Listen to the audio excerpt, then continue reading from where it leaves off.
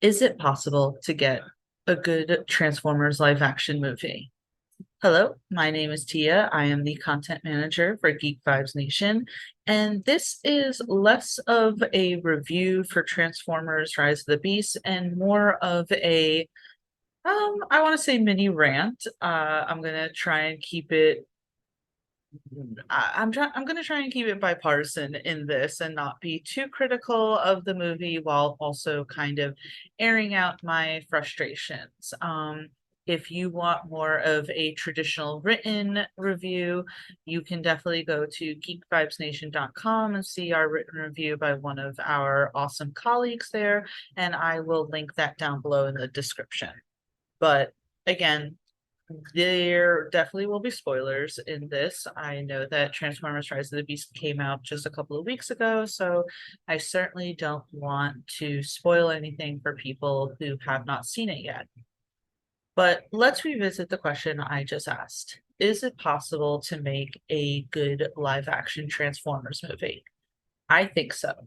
I think that the 2018 Bumblebee movie proved to us that it was more than possible. Now, I know that there is a huge debate over the Michael Bay live action Transformers movies. There are certainly a lot of fans, and you cannot deny the sort of impact that it had in 2007 when it first came out. I am one of the people who do not like the Michael Bay Transformers movies. The 2007 one was okay. There were a lot of good aspects, such as, the sound of the transformations and things like that. But ultimately, I just did not like a lot of the Bayverse, as it's referred to. Um, I am much more of a fan, it seems, of the Transformers cartoons, not only the live action. I'm a huge fan of the Transformers Prime cartoon, the aligned continuity. I just finished Cyberverse as I am getting now back into Transformers. And if you are a Transformers fan and you have not done so, I highly recommend reading the IDW comic books by James Roberts. You know, the oh gosh, why can't I remember what it's that? Oh my god. Yeah, go read the IDW, the Lost Light comic books, because those to me are some of the best written stories of the Transformers. But enough of that. When so I didn't see the Bumblebee movie in theaters when it first came out in 2018, and I'm bringing this up to just give a little bit of background. At this point, I was kind of done with Transformers, the live action movies. I was done for a while with them. So even though a lot of people were hailing the Bumblebee movie, I didn't watch it.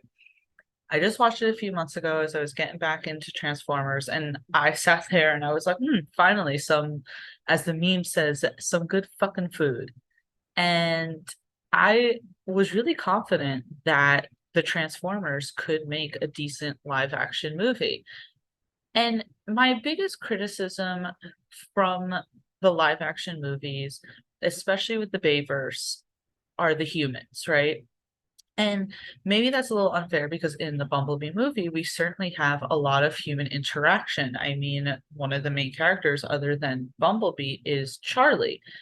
But that movie, while having humans, never felt like it was really taking away from the character of Bumblebee. You still knew what was at stake with that character, and their relationship was so earned during that movie that yes, there can be humans. In the original Transformers cartoon, in Transformers Prime, there are plenty of interaction with humans that are better because it's more in it's a longer version, right? The cartoon that's going on now, Transformers Earthspark, which is a little more adolescent, but you can still watch it and enjoy it. That focuses a lot on humans, but it's okay because it's a series and we still get plenty of good interactions with Transformers. And if you haven't watched a cartoon, there's actually some really decent fight scenes in it that I highly recommend.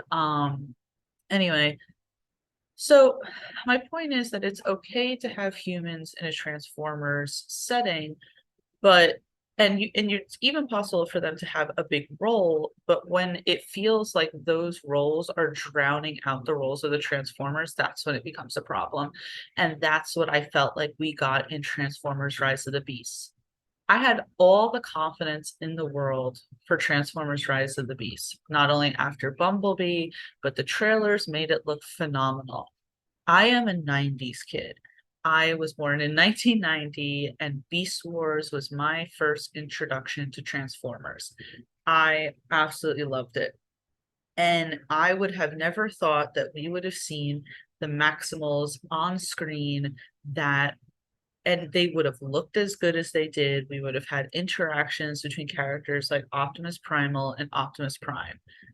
And let me start a little bit with the positives of Rise of the Beast before I really get into my critiques of this movie. Again, I thought design wise, everyone looked pretty good. I'm really going to hate on Wheeljack's redesign. I'm not some Transformers purists per se. I don't think that every single iteration of the Transformers has to mimic the G1 look. Transformers Prime took a lot of liberties in character design, such as RC, Soundwave, Starscream, and I felt that they all worked. And a lot of fans also really love those redesigns, despite them being vastly different than their G1 counterparts. So that's okay to be different. But we see Wheeljack looking like your traditional G1 Wheeljack in the few seconds we saw him in the Bumblebee movie. And you can say that he, of course, had to change in order to, um, you know, blend in more into society on Earth. It just didn't work. I did not like the redesign. But besides that, I thought everyone else looked great. RC looked phenomenal, even though, and it's nice to still have, I mean, if for those who don't know, RC is the first ever female transformer. She was in the cartoons and in a lot, and RC has been used throughout cartoons, comic books, whatnot. She really hasn't been used in a live action setting. I'm really not going to count what we got in, I believe it's the second Michael Bay Transformers movie. That doesn't count to me. But so it was cool getting an RC that looked pretty comic book accurate. Not comic, sorry. Now I'm too used to talking about Marvel and DC, but we get a character that looks pretty accurate to her G1 days, but there's still not enough screen time of her, but whatever. Um, I thought everyone else looked really good. I liked Optimus Prime's design. I liked Bumblebee's design and whatnot. I thought the Maximals looked great.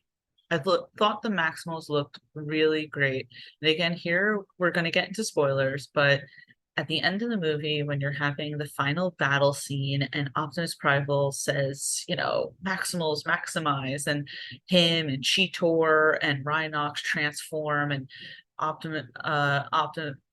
even talk. Optimus Primal transforms in the way that he did in the cartoon. It looks great, but we really don't see a lot of them. I mean, Cheetor we saw mostly in his cheetah look, which is fine because in the cartoon they're in their animal forms a lot due to reasons from the cartoon. I'm not going to get into it, but it would have been nice if we would have at least seen Cheetor and Rhinox in their like humanoid forms more, at least to see it. That it would have been nice. I like the character Scourge, voiced by Peter Dinklage. I thought that was very good. Obviously, Peter Cullen is back as Optimus Prime, and I actually really liked him in this movie. A lot of the criticism of the Michael Bay Transformers movies is that, and I echo them, is that Optimus Prime doesn't feel like Optimus Prime. He's a bit of a maniac in it. He's saying things that even Peter Cullen himself has voiced later on that he did not feel Optimus Prime would say. In this movie, Optimus Prime is less of the wise old leader that we are used to and more of a budding leader who's still trying to learn. And in that case, his character development makes sense. And he's still not necessarily saying things that are outright vicious like we saw in the Michael Bay movie. So fine. I like that. I had no problem with that. I like his genuine journey to actually being a better leader. So all of that was fine. I want to say also my big I'm wait, hang on. Before my criticism, I'm still trying to say nice things about this. Uh it's a little difficult now that I've had a little bit of time to actually think about it. I mean, visually it was great. There was some really great fight scenes in it, some really great transformations. We finally saw Optimus Prime transform, which is not something that we often see in a live action. I thought Bumblebee's coming back to life and the don't call it a comeback scene, I thought that played very, very well.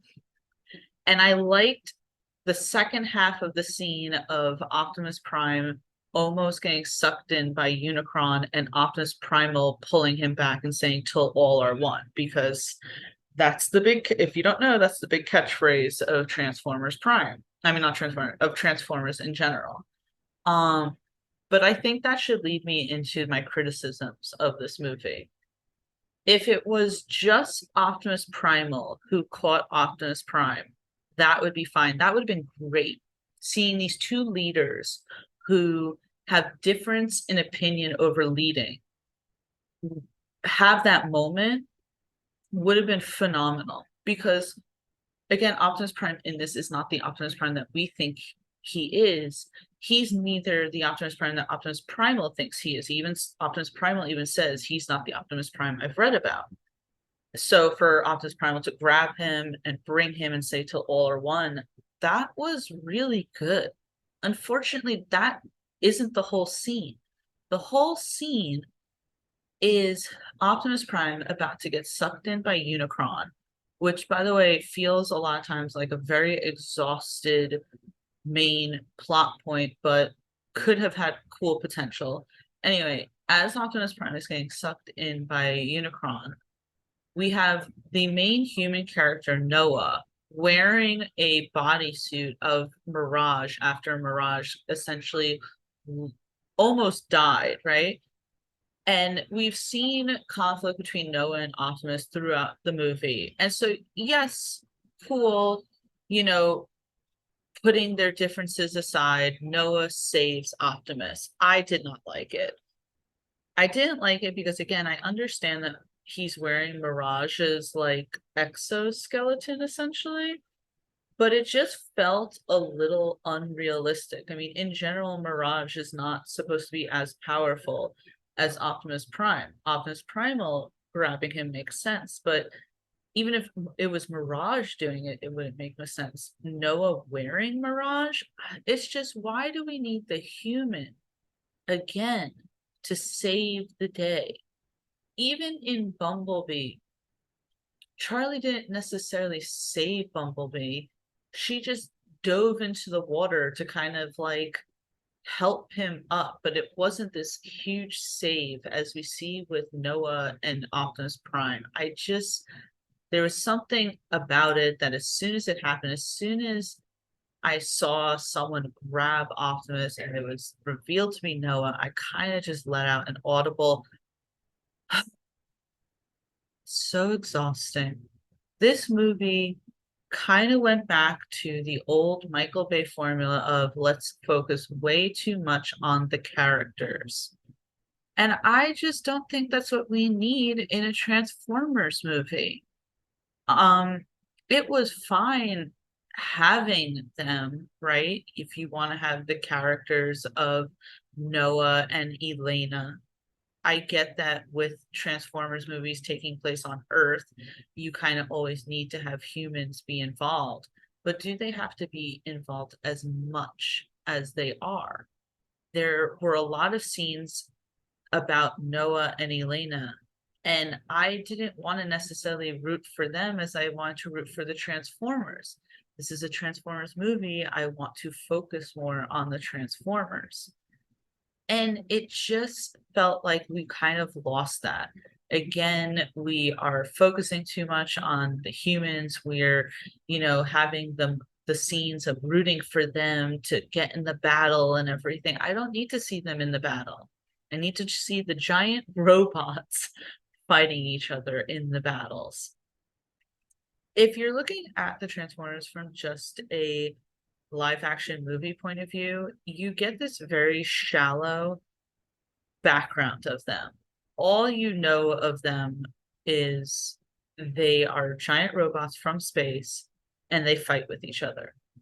But the thing is, if you're a Transformers fan, you've watched the cartoons, you've read the comic books, if you've read some of the books in the aligned continuity, which is the continuity that Transformers Prime exists in, as well as some of the video games and other cartoons, there are several books within it. One of them being Transformers Exodus, which is really beautifully written. And you can get a lot of this too in the IDW comics, but you get this like really phenomenal, well fleshed out story between these characters of Optimus Prime, Megatron, the Autobots, the Decepticons. You learn of civil war, there's politics, there's friendship. I mean, there's this really deep story of these characters wondering who they are, what's their purpose. I mean, there's this deeper story of where you have these characters who are essentially fighting for the freedom to just live on their own, to be able to determine their own lives. There's a lot of themes there that can be applied to humanity, but for some reason, when filmmakers are making these live action movies, they think they have to include the humans to get that across, when it's like, if you just let the actual stories of the Transformers play out the way that they are supposed to play out, you can get the metaphors and the analogies, and you can take what you see from them and apply it to humanity.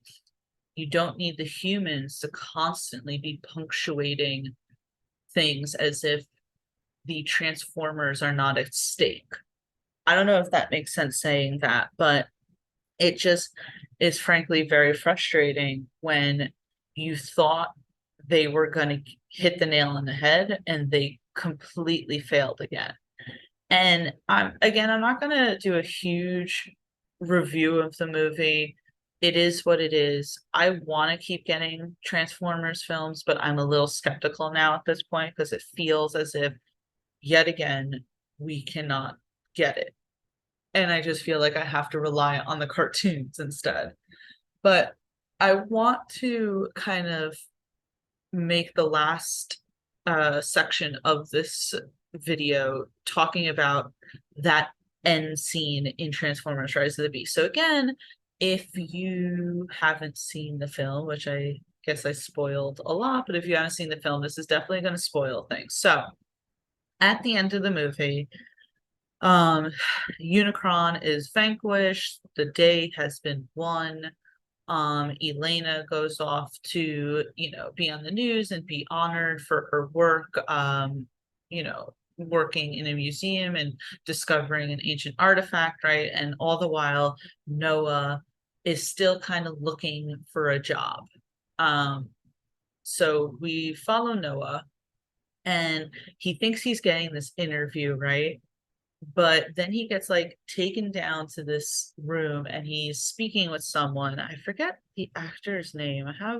By the way, Noah is played, to give all full credit to the cast, Noah is played by Anthony Ramos and Elena is played by, why did it not pop up just now? Dominique Fishback. So those are our two main human characters.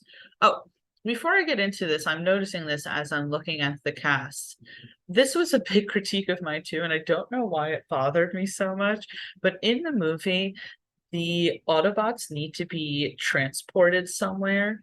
And they're like, how are we going to get there? We're all, they have to go to Peru, right? And they're like, how are we going to get there? I don't know why in my mind, I was like, this is a perfect time to use Jetfire. Jetfire is one of those characters that's been around since G1. He's a beloved character. He's a huge shuttle who used to be a Decepticon and then became an Autobot. He's a great character with this wonderful, complicated history between him and Starscream. And I was like, this is a great time to use Jetfire, especially because we got him in the Michael Bay movies, and it was absolutely, in my opinion, a horrific depiction of what Jetfire was. So I thought they were going to use Jetfire. Come in this character stratosphere, and again, I am not this like loyalist of Transformers. I don't know every little thing. I don't know who Stratosphere is. And I just feel like they should have used Jetfire. That is, I'm gonna die with this opinion. But anyway, back to it. So we have Noah meeting with his character's name is Agent Burke. He's played by Michael Kelly. Fantastic actor. But anyway, so you have Noah meeting with Agent Burke. And at first, Noah just thinks it's a regular job interview, and then obviously the audience is getting these vibes of, oh, this is this is like their Nick Fury, they're going for very much Avengers vibes. That's the thing. Like, and I love the Marvel movies and shit, but ever since Avengers, they always have to, it's like, oh, we got to do this bigger. I don't care about the humans and their bigger underground, Avengers type. Where are the Transformers here? Why was the end credit scene not the Transformers? Anyway, back to the point at hand. So then Agent Burke is essentially saying to Noah, I know what happened. I know what you did. I know about the big giant robots. And believe me, there are plenty of other people who know it too. We want you to work for us. Here's my card. And you look at the card and it says G.I. Joe. And again, I'm not a G.I. Joe fan. Maybe there were some people in the theater who really liked that, but my husband and I looked at each other and we're like, are you kidding me? That was the corniest shit ever. And it's again because G.I. Joe and Transformers are both owned by Hasbro, and if you didn't know, everything is always made to promote toys. So Hasbro seems like they're trying to build their own combined universe, and they're going to put in properties like Transformers and G.I. Joe. And all I hear is more human characters. I don't care about G.I. Joe teaming up with the Transformers. I just want to see the Transformers. Again, this is what it seems like. And these filmmakers always say that they're big fans of Transformers. Are they, though? Or are they just fans of watching the original 1980s cartoon? Because if that's all you watched, all you see is robots transforming and fighting. But if you actually have read the comics, read the books, watched other cartoons, you'll see a deeper story that needs to be explored, the complicated history of Cybertron and what led and it's stop thinking of them as robots, right? Just think of them as beings that had a really flourishing society that through civil unrest and civil war and infighting and a corrupt government, they have completely destroyed their planet to the point where they cannot even live on their planet anymore. And that is something that would make a completely relatable story, but yet we have to have G.I. Joe. I don't know. It just felt very corny. It made me feel as if these Transformers movies are now going to completely miss the mark. We're going to see even more humans, and because they're going to be G.I. Joe legacy characters, there's going to be a huge focus on them. And I just feel as if the Autobots and Decepticons are going to get drowned out. And let's not even talk about the fact that we have not seen Megatron yet in these new movies. I didn't mind in Bumblebee because that was a singular character movie. I did not need to see Megatron. I thought that beginning opening scene when the battle on Cybertron was good enough.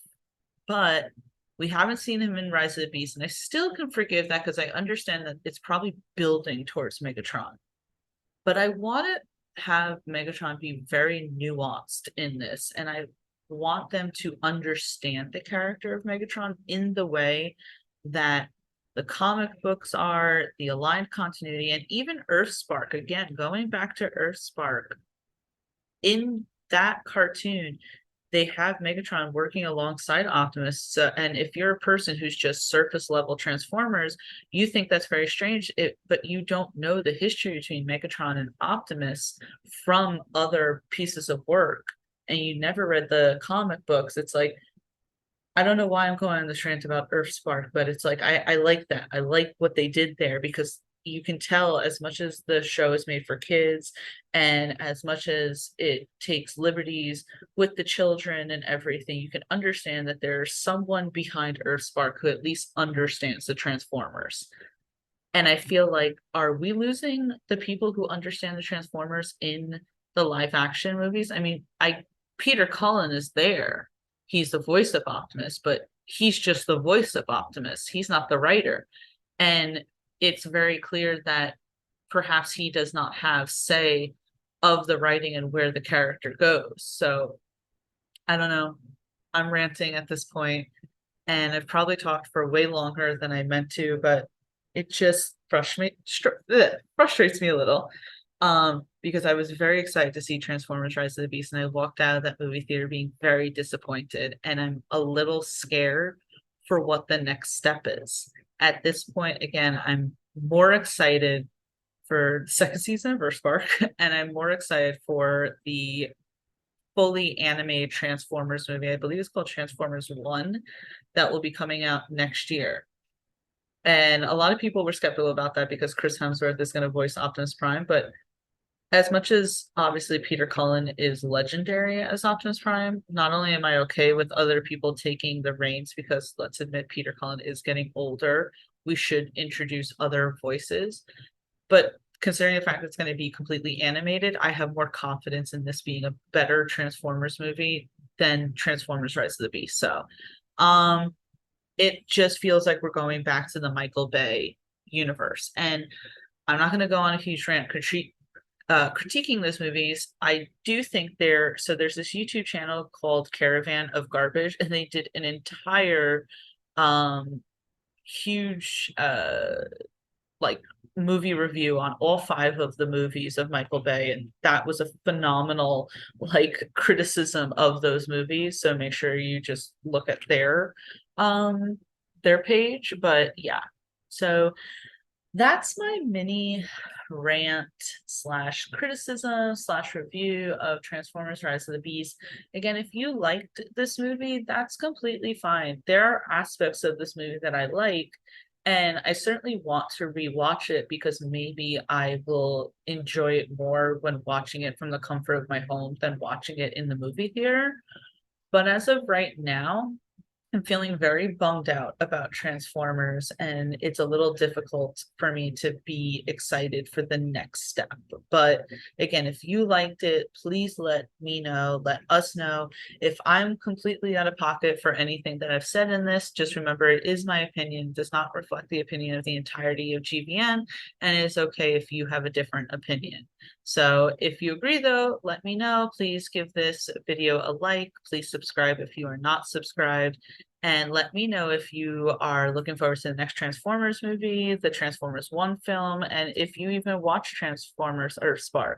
I would like to take a moment to promote that I, a few weeks ago, spoke with Travis Arts, who voiced Hot Rod on Transformers Cyberverse, which is a hugely underrated Transformers cartoon that is very good. Very lighthearted in a lot of aspects, but has a lot of serious consequences for things, and just has great animation, I highly recommend checking out Transformers Cyberverse if you haven't. If you are a Transformers Prime fan like me, but you also like the comics, Transformers Cyberverse has a lot of awesome IDW characters that I never thought we'd actually see, like Whirl. So make sure you check that out. But yep, this is Tia from Geek Vibes Nation, and I will see you guys next time. Bye.